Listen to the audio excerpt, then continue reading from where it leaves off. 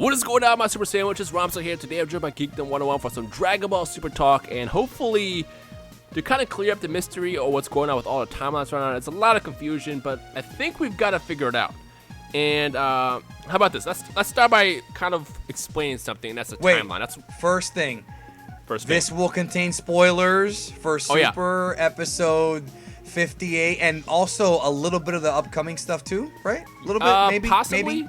Just be aware that there's going to be spoilers in here. There's one thing I want to discuss that happens in episode 60, and it's kind of a major spoiler if you haven't caught up to that. So we might talk about that, just a heads up.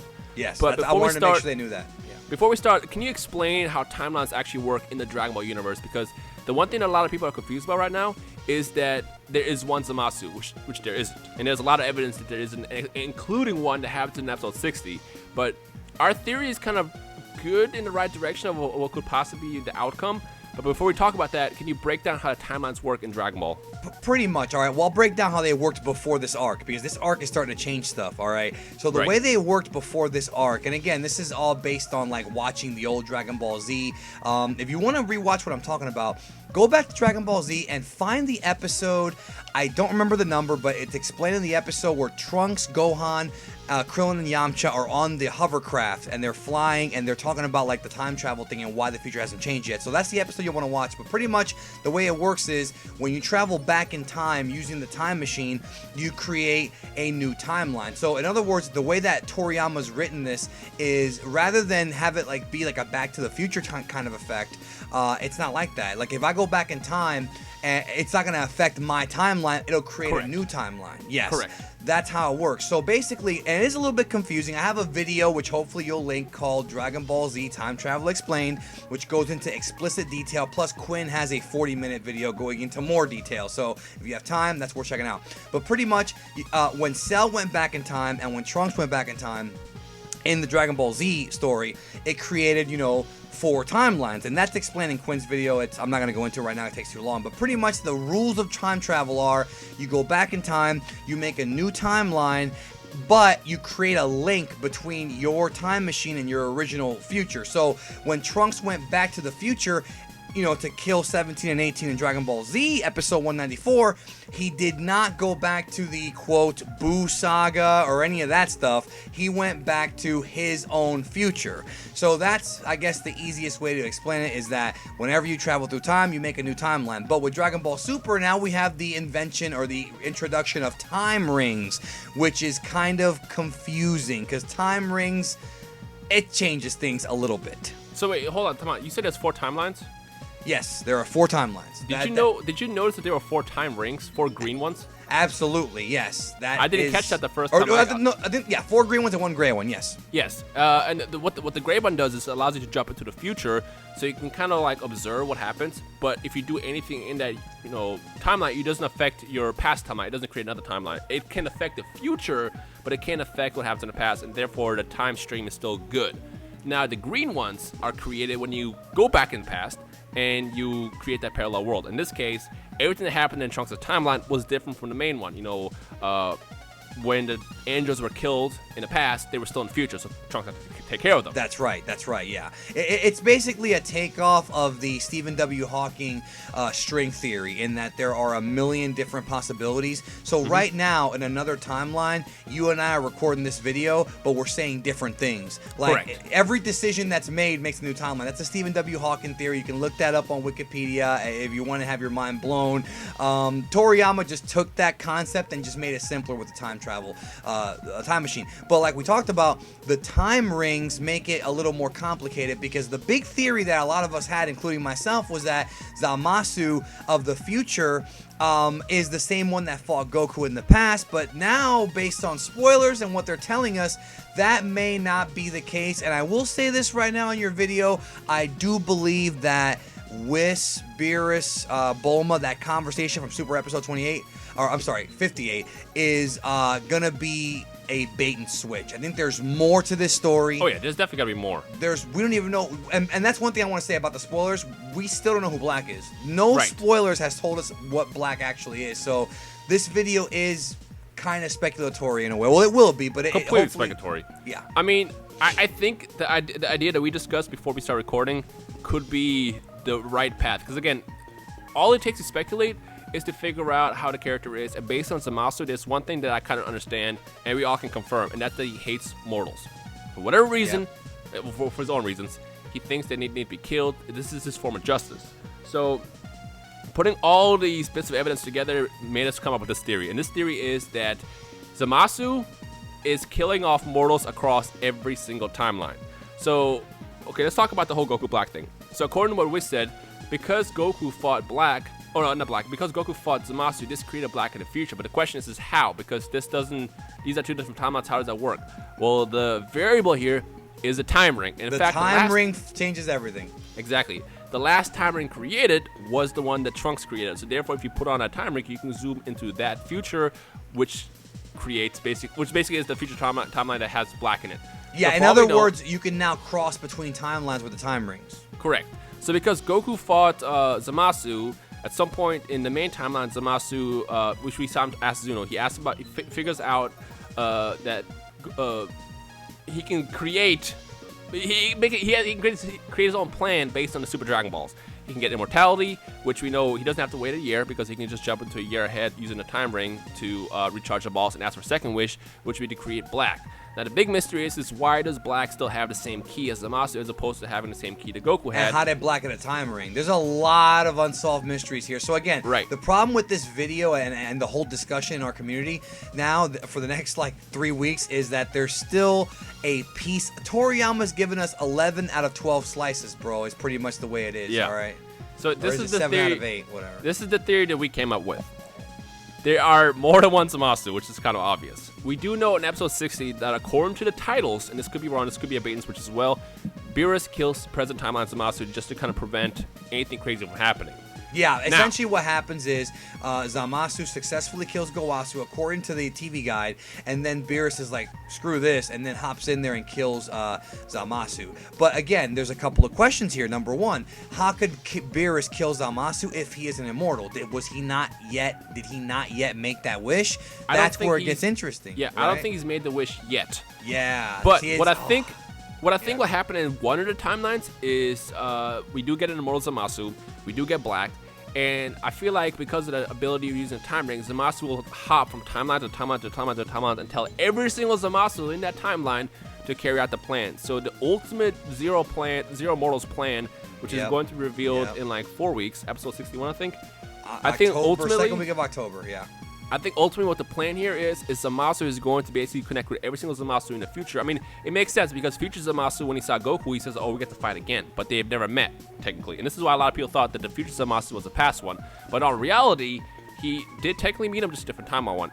With that said, what I think is going to be the ultimate Zero Mortals plan is Zamasu is going to talk to every single, well, not every single, but a lot of Zamasus across the timelines, and basically tell them the same plan. They can probably become immortal themselves and just carry out a plan similar to Goku Black, where they're just kind of like killing off people left and right and reducing the world, the universes of the mortals. And I think this, I think this actually can also tie into the Omni King, because at this point you have a problem that spans across universes and timelines. And didn't they actually say that in the original description of the episode of the arc before it came out? Like this will carry the fight across timelines and universes. Yes. And that's the thing is when Herms and I talked about this on the video I did way back at the beginning of the arc, Herms pointed out, he goes, just because the Omni King has dominion over the 12 universes does not mean he can affect the future. We don't know if he can yet. He may not. We don't know. Like people think he can. We don't know if he can travel through time, but of course with a time ring he can. So so basically the idea is this: at some point the Zamasu of the present, I guess before killing Gowasu or something, went into the future to future Trunks timeline by putting on one of those 4 time rings and found the Zamasu in that timeline. Now of course what this means is that the timelines exist outside of the universe. So it's not just Universe 7's timeline. The timelines that Trunks created, there's 12. This is complicated. If this theory is true, that means that the 12 universes exist in 4 different timelines. So it's like 12, 12, 12, 12, right? So that means that Zamasu went into the future. He met and went to Trunks' timeline. Excuse me. He met his alternate timeline counterpart, told him about Goku, told him about the whole story, and then that Zamasu that he told him about is the one that Goku fights. And but all that could have happened right now after. Because remember when they showed up to Gowasu's planet, they were like, "Where's Zamasu?" And he was like, "Oh, he's been gone since this morning." He could have like done that. And he had that small sinister period. smile. Exactly, that sinister smile. Because here's what will probably happen. He probably tried to get the Super Dragon Balls, but was told by Zuno, you can't make the wish yet. So he said, well, wait a minute. Let's just go to the future. So he probably put on the time ring, went to the future, met his counterpart, and the future Zamasu gathered the Super Dragon Balls in Trunks' timeline. Yep. That's what happened. That to me kind of makes sense. But then again, we still have the mystery of Black. I have a possible answer for Black as well. He found Goku's corpse? No, I think Black actually is Zamasu. He might Another timeline Zamasu. So, okay, so you think that the future Zamasu, this is crazy. All right, and by the way, future Zamasu, not the future Zamasu, but a future Zamasu. I think that he also gathered the Super Dragon Balls because, again, with the time ring, it's a cheat code. You can get it basically within a couple seconds. My head hurts. Go ahead. Yeah, basically. What I think happens at some point also in the future is, you get the immortal Zamasu, but another Zamasu probably asked to get Goku's body. And that explains why he has a Kaoshin earring, why he would have the ring. In a way, he is a Kaoshin himself. And this also explains why the key is so similar, but yet different. So you think one of the other Zamasus possessed Goku's body? That's what you think? Basically, either possessed or he actually, used the Super Dragon Balls to take that body, to be that body. Like, I wish... Make me black. It's funny because that was a line in today's episode where Goku says, "Make me black." That could have happened. He could have easily done that, and then that way he did say they're kind of a kindred spirit. It's similar, so I don't think he created a corpse and brought it back to be a servant. I honestly think that Black is Zamasu just from a different timeline. Just he has his body through the Super Dragon Balls, and because he is a god, he should know how to manipulate God Ki. And from learning to fight Goku and seeing Super Saiyan God Super Saiyan, I feel like he's able to just kind of mix all his knowledge of expertise of fighting that Zamasu had with the Black, or with the Goku that he has right now, and then kind of master himself, and that creates the ultimate Zero Mortals plan. Yeah, because people have been asking, here's another one that I thought of too. People have been asking, how does future Goku, or Black, whatever, how does he know not just the Kamehameha, but also the instantaneous movement, otherwise known as the instant transmission, the teleportation move?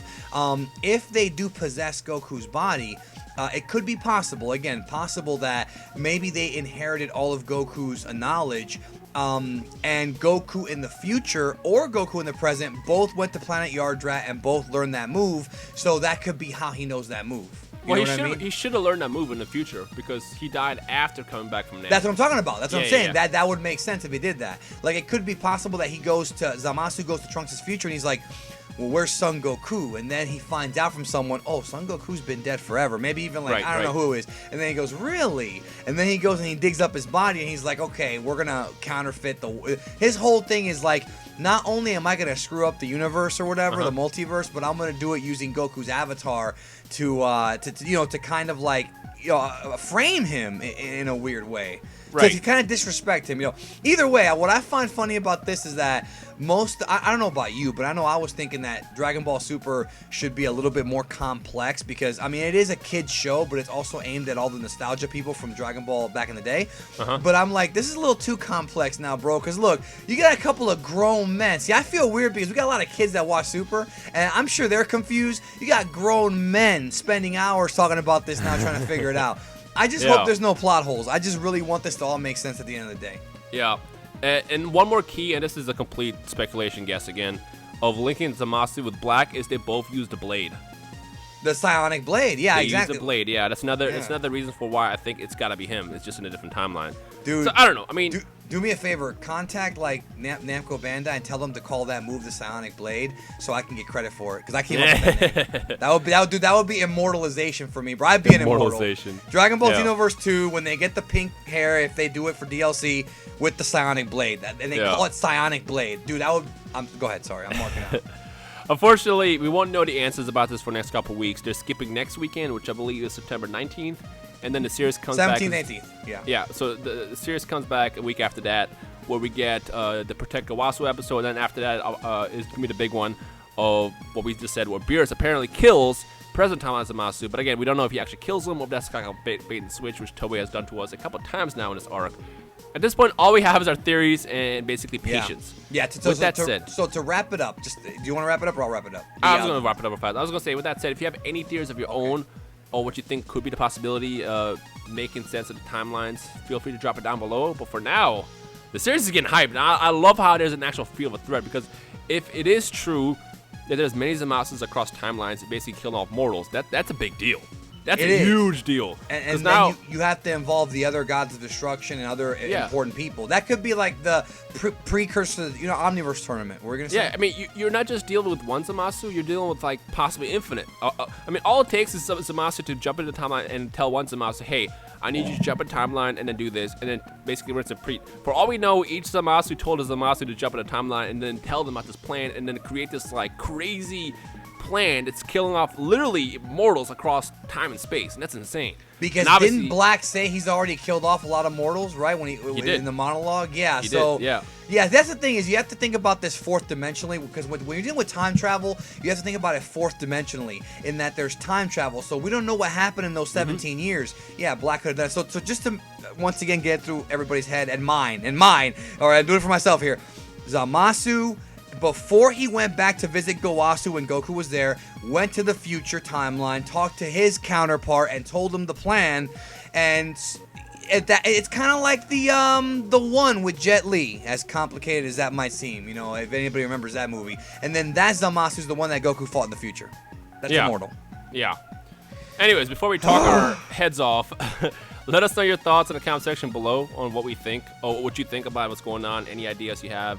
Any speculations and predictions, drop it down below. But for now, Geekdom, I guess we have to wait another 2 weeks. Oh, and stop with the breaks, bro.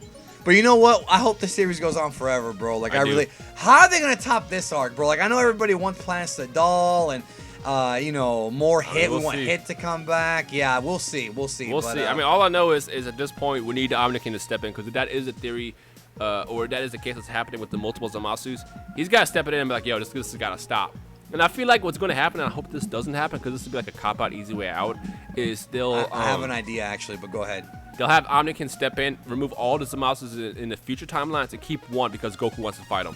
And I hope that doesn't happen. No, I got it even better. I got an even better idea. Again, this is all speculation. Omni King finds out what's been going on, and he's like, you know what?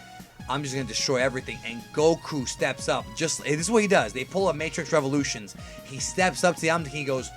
Don't destroy everything. Let me and some of my friends take care of it. Like he's gonna say Omni King, like what Neo said to the machine ruler at the end of Revolutions. Like, the program's been taking over your city. Zamasu's taking over. Let me take care of it, so you don't have to destroy everything. So that and then because Omni King already likes Goku, he'd be like, all right, you know what?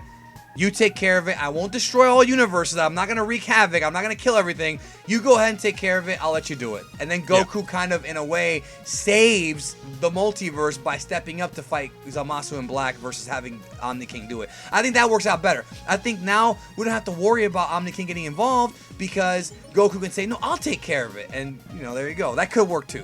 We're talking here. I'm just saying. We do know if the Omni King wanted to, he can make everything disappear. I mean, he made Universe 13 through 18 just poof, gone. So, I don't know. No, we talk too much. We talk too much. So, we'll talk to you guys in the comment section below. Leave a like if you enjoyed today's discussion, if you're hyper super. And I guess let's let the mystery unfold. Let the mystery keep going, and we'll see what happens. So, and one more thing. Just don't attack this as far as it not making sense yet until the arc is over. When the arc is over, if we got plot holes, I assure you that the community, the fandom will talk about it. But right now, we have to wait, because you never know. They might fix it. You never know. Toriyama supposedly worked a little bit more time on this arc, so maybe he really did think about things, and that would be great. Yeah. With that said, I hope you enjoyed, and we'll see you guys in the comment section below. Bye.